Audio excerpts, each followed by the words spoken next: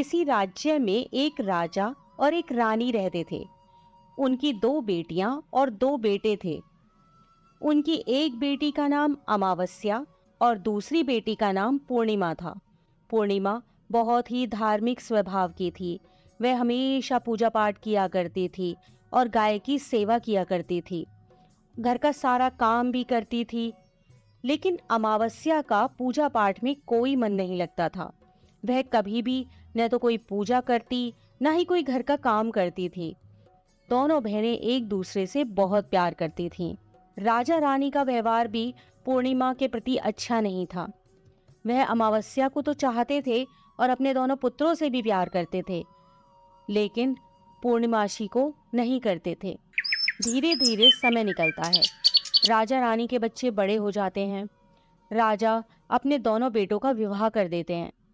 अब बेटियां भी बड़ी हो रही थीं। फिर सभी लोग राजा से कहते हैं कि इनका भी विवाह कर दीजिए। राजा ने कहा, हाँ, विवाह तो करना है। फिर रानी ने राजा से कहा, पूर्णिमा का विवाह किसी बड़े घर में मत करना, क्योंकि इसे तो काम करना पसंद है, गाय की सेवा करना पसंद है, भजन कीर्तन और कहानियों में इसका मन लगता है, पूजा पाठ करना भी इसे अच्छा लगता है। अगर यह किसी बड़े घराने में चली गई तो वहां यह सब नहीं कर पाएगी, इसलिए इसकी शादी किसी गरीब घर में ही कर देंगे। राजा ने कहा, ठीक है। और राजा पूर्णिमा के लिए रिश्ता तलाशने लगा और अंत में एक गरीब और बहुत ही साधारण घर में राजा ने पूर्णिमा का विवाह तय कर दिया। तब रानी ने कहा, महाराज, अमावस्या भी तो शादी के योग्य हो गई है, इसके लिए भी वर देखिए। दोनों बहनों का विवाह एक साथ ही कर देंगे। राजा ने उसी गांव के राजा के बेटे के साथ अमावस्या का विवाह तय कर दिया। राजा ने रानी को बताया तो वह बहुत खुश हुई और मन ही मन सोचने लगी, अब देखते हैं कि ये पूर्णिमा गरीब के घर में कैसे रहती है, बहुत पूजा पाठ वाली बनती है, इसके भगवान इसकी क्या मदद करते हैं। फिर समय आने पर राजा ने अपनी दोनों बेटियों का विवाह कर दिया। अमावस्या को बहुत धन दौलत दी, लेकिन पूर्णिमा को कुछ भी नहीं दिया। पूर्णिमा के भाई भाभी उससे बहुत प्यार करते थे, क्योंकि वह अपनी भाभियों का काम में हाथ बटाती थी। लेकिन अमावस्या उन पर रौब जमाती, उनसे अपने काम कराती, इसलिए अमावस्या के प्रति भाभियों का ज्यादा स्नेह नहीं था। फिर अमावस्या और पूर्णिमा दोनों अपने अपने ससुराल चली गईं।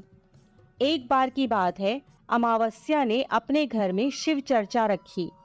सबको बुलाया गया, लेकिन उसने अपनी बहन पूर्णिमा को नहीं बुलाया। पूर्णिमा अपने दरवाजे पर बैठी थी तो गांव की औरतों ने कहा, तुम्हारी बहन ने अपने घर शिव चर्चा रखी है, तुम नहीं जाओगी क्या? पूर्णिमा ने कहा, नहीं बहन, मैं नहीं जा रही, क्योंकि मेरी बहन ने मुझे बुलाया नहीं है, तो मैं कैसे चली जाऊं? तो गांव की औरतों ने कहा, नहीं बुलाया तो क्या हुआ, यह तो पूजा पाठ का काम है, तुम चलो हमारे साथ। गांव की औरतों की बात मानकर पूर्णिमा शिव चर्चा में चली गई। जब अमावस्या ने पूर्णिमा को देखा तो वह गुस्से से बोली, जब मैंने तुम्हें बुलाया ही नहीं था तो तुम मेरे घर कैसे आ गई? अब आ ही गई हो तो चुपचाप एक जगह बैठी रहना, इधर उधर मत घूमना। उसने पूर्णिमा की गरीबी का भी बहुत मजाक उड़ाया। पूर्णिमा की आंखों में आंसू बहने लगे। वह भगवान शिव से प्रार्थना करने लगी कि हे भगवान, मुझ पर आप कब कृपा करोगे? आखिर मेरा कसूर ही क्या है? क्या पूजा पाठ करना, गाय माता की सेवा करना और काम करना गलत है? भगवान, अब तो मुझ पर रहम करो। इस तरह वह भगवान से विनती करने लगी। शिव चर्चा पूरी हो गई और अमावस्या ने सबको प्रसाद दिया, लेकिन पूर्णिमा को प्रसाद नहीं दिया। वह वहां से बिना प्रसाद के वापस आ गई। वह रास्ते में सोचती है कि घर पर बच्चे प्रसाद मांगेंगे तो मैं उन्हें क्या कहूंगी। फिर उसके मन में एक विचार आया कि क्यों ना अपने भाई भाभी से ही मिलकर आ जाऊं। वह अपने पति और बच्चों को बताकर अपने मायके जाने के लिए निकल गई। चलते चलते उसे एक तुलसी का पेड़ मिला। वहां एक चबूतरा बना था, जिस पर एक बूढ़ी माई बैठी थी। उस बूढ़ी माई ने पूर्णिमा से कहा, बेटी, तुम कौन हो और कहाँ जा रही हो? तब पूर्णिमा ने बूढ़ी माँ को अपना परिचय दिया और फिर बूढ़ी माँ ने कहा, बेटी देखो, मेरा तुलसी का पौधा सूखा जा रहा है, इसमें थोड़ा जल डाल दो और चबूतरे की भी धुलाई कर दो तो थोड़ी ठंडक मिलेगी। पूर्णिमा ने बहुत अच्छे तरीके से चबूतरे को धोया, तुलसी में जल दिया और तुलसी की पूजा की। उसने बूढ़ी माँ को भी स्नान कराया और उनके चरण दबाए। फिर पूर्णिमा ने कहा, माँ जी और कोई काम हो तो बता दीजिए, अगर नहीं है तो क्या मैं जाऊं? तो बूढ़ी माँ ने कहा, नहीं बेटी, और कोई काम नहीं है, अब तुम जाओ, और उसे खूब आशीर्वाद दिया। लेकिन तुम अपने मायके से लौटते समय मुझसे मिलकर जाना। उसने कहा, ठीक है माँ, और वह आगे चल पड़ी। चलते चलते रास्ते में उसे एक शिव मंदिर मिला। वहां भी एक चबूतरा था, उस पर एक बूढ़े बाबा बैठे हुए थे। वे और कोई नहीं, स्वयं शिव भगवान थे। लेकिन पूर्णिमा उन्हें पहचान नहीं पाई। बूढ़े बाबा ने कहा, तुम कौन हो बेटी? तो पूर्णिमा बोली, क्या बात है बाबा? बाबा ने कहा, बेटी क्या तुम इस मंदिर की सफाई कर दोगी? बहुत गंदा हो गया है, और चबूतरा भी धो देना। मेरे नहाने के लिए 2 बाल्टी पानी भर दो तो तुम्हारा बहुत एहसान होगा। पूर्णिमा ने खुशी खुशी बाबा के सारे काम कर दिए और भगवान शिव की पूजा की। थोड़ा और आगे चली तो उसे काली माता का मंदिर मिला। काली माँ भी एक बूढ़ी माँ के रूप में वहां बैठी थी। काली माँ ने कहा, बेटी कौन हो? तो पूर्णिमा ने अपना नाम बताया और कहा, क्या बात है माँ जी? तो बूढ़ी माँ ने कहा, बेटी जहाँ सब पूजा पाठ करके तो चले जाते हैं, कोई मंदिर साफ नहीं करता। देखो मंदिर कितना गंदा हो गया है, जरा इसकी साफ सफाई कर दो। पूर्णिमा ने मंदिर की साफ सफाई की और उसने काली माँ का श्रृंगार किया, पूजा की। उसके बाद बूढ़ी माँ को भी स्नान कराया और उसके हाथ पैर दबाए। फिर वह आगे बढ़ी तो एक नदी मिली। वहां भी एक बूढ़ी माँ बैठी थी और वह और कोई नहीं, स्वयं गंगा मैया थी। उन्होंने कहा, बेटी तुम कौन हो? तब पूर्णिमा ने अपना नाम बता दिया और फिर बूढ़ी माँ ने कहा, बेटी यहाँ सब स्नान करके तो चले जाते हैं लेकिन कोई सफाई नहीं करता, तुम यहाँ की साफ सफाई कर दो। उसने वहां की भी साफ सफाई कर दी। फिर वह बूढ़ी माँ भी उसे आशीर्वाद देने लगती हैं। फिर वह एक नाव में बैठकर नदी के उस पार चली जाती है। नाव में फूल बिछे होते हैं। वो फूलों की नाव में बैठकर अपने मायके पहुंच जाती है। उसके भाई भाभी पूर्णिमा को देखकर बहुत खुश हो जाते हैं और उसकी खूब खातिरदारी करते हैं। फिर सब खूब बातें करने लगते हैं। सुबह जब ननद जाने को तैयार होती है तो भाभी ने उसे एक लाल साड़ी दी और कहा, नंद जी इस साड़ी को पहन लो, और हाँ जल्दी जल्दी आया करो, बहुत दिनों के बाद आई हो। तो पूर्णिमा ने कहा, ठीक है भाभी, आप जब भी मुझे बुलाओगी मैं तभी आ जाऊंगी। और फिर पूर्णिमा ने खुश होकर वह लाल साड़ी पहन ली और श्रृंगार भी किया। भाभीओं ने थैला भरकर उसे धन और गहने दिए। पूर्णिमा घर से निकल गई। चलते चलते रास्ते में फिर वही नदी मिली और नाव में बैठकर वह नदी के दूसरे पार आ पहुंची तो वही बूढ़ी माँ मिली जो गंगा मैया थी। उन्होंने कहा, बेटी आ गई अपने मायके से? तो पूर्णिमा ने कहा, हाँ माँ जी।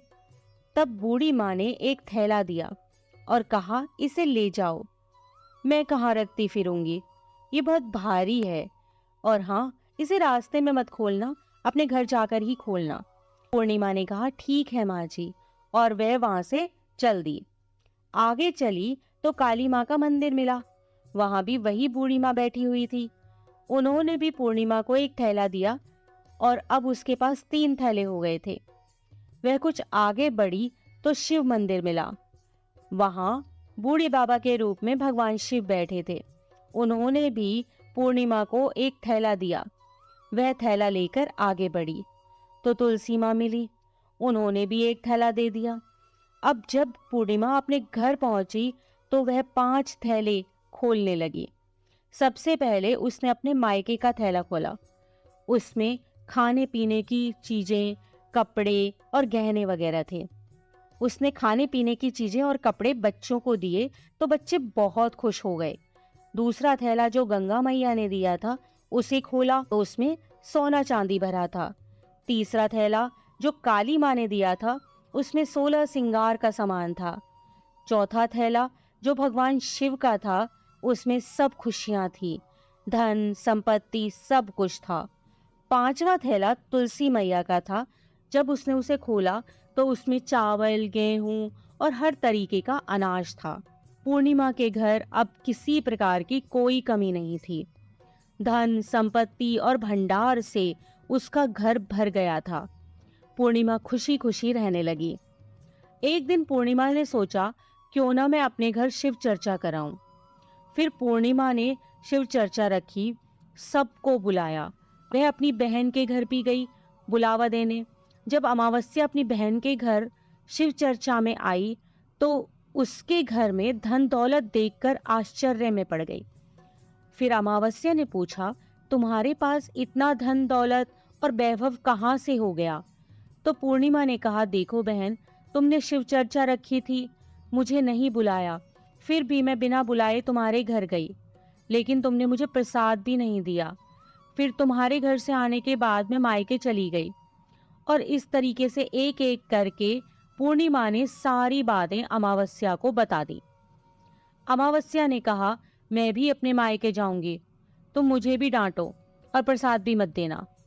लेकिन पूर्णिमा ने कहा, भगवान का प्रसाद है, मैं तो सबको दूंगी। लेकिन अमावस्या ने प्रसाद नहीं लिया और अपने घर जाकर बच्चों से कहकर अपने मायके के लिए चली गई।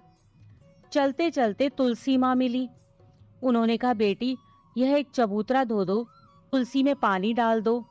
तो अमावस्या ने कहा, ए बुढ़िया, मैंने इतनी महंगी साड़ी पहन रखी है, जी गंदी हो जाएगी, मैं कुछ नहीं करूंगी। आगे चलकर भगवान शिवजी मिले तो उसने उनसे भी ऐसे ही कह दिया। उससे आगे काली माँ मिली तो उनसे भी यही कह दिया। और फिर गंगा मैया मिली और उनसे भी उसने ऐसा ही किया और उनका कोई काम नहीं किया। जब वह नाव में बैठी थी, नाव में कांटे थे, ये कांटे उसके पैरों में चुभ गए। फिर वह अपने मायके पहुंची। जब उसे भाभीियों ने देखा तो मुंह बना लिया, जे कहां से आ गई। अरे, पूर्णिमा के पास तो कुछ नहीं था, इसलिए उसे सब कुछ दिया, लेकिन यह यहाँ क्यों आई है? चलो कोई बात नहीं, अब आ ही गई है तो क्या कर सकते हैं। उन्होंने अमावस्या से कहा, आओ जीजी बैठो। अमावस्या खाना खाकर सो गई। सुबह हुई तो अमावस्या ने कहा, भाभी अब हम चलते हैं। तो भाभी ने कहा, ठीक है।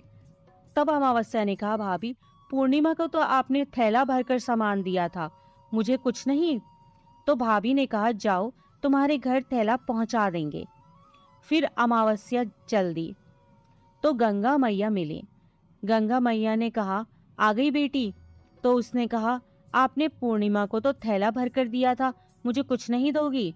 तो गंगा मैया ने कहा, ठीक है, जाओ बेटी, हम तुम्हारा सामान तुम्हारे घर भिजवा देंगे। ऐसे ही भगवान शिव ने, काली माँ ने और तुलसी माता ने कह दिया। जब वे घर पहुंची तो उसके आंगन में 5 थैले रखे थे। जब अमावस्या सारे थैले खोलती है तो किसी में मिट्टी, किसी में ईंट पत्थर, किसी में सांप बिच्छू थे। उसने अपना माथा पीट लिया और कहा, हे भगवान, हमें मायके में भी कुछ नहीं मिला और इधर भी कुछ नहीं मिला। फिर अमावस्या दौड़कर पूर्णिमा के पास जाती है और कहती है, तुझे इतना सब मिला लेकिन मुझे तो कुछ भी नहीं मिला। तो पूर्णिमा ने कहा, जब मैं मायके जाती हूँ तो भाभीियों की मदद करती हूँ, तुमने तो भाभीियों की मदद कभी नहीं की, तो भाभी तुमको क्या देती? गंगा मैया को भी तुमने ठुकरा दिया, शिवजी, काली माँ और तुलसी माँ, सबको ही तुमने ठुकरा दिया, इसलिए भगवान ने तुम्हें कुछ नहीं दिया।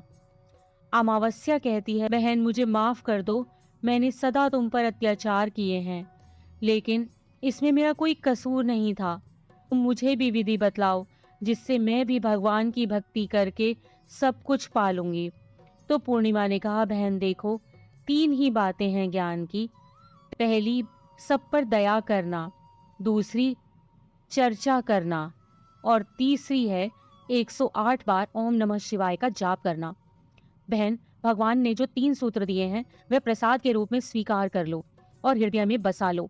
मैंने सच्चे मन से भगवान का पूजा पाठ किया, सबकी मदद की, सबका काम किया, इसलिए मुझे सब कुछ मिला। और तुम्हारे पास जो भी था वह भी खत्म हो गया। अमावस्या अपने घर गई और खूब पूजा पाठ करने लगी और भगवान शिव से उसने मन ही मन माफी मांगी। इसी प्रकार की अन्य व्रत एवं पौराणिक कथा कहानियों के लिए हमारे चैनल को सब्सक्राइब और शेयर करें, ताकि आप भी दूसरों तक इन्हें पहुंचाकर धर्म लाभ प्राप्त कर सकें।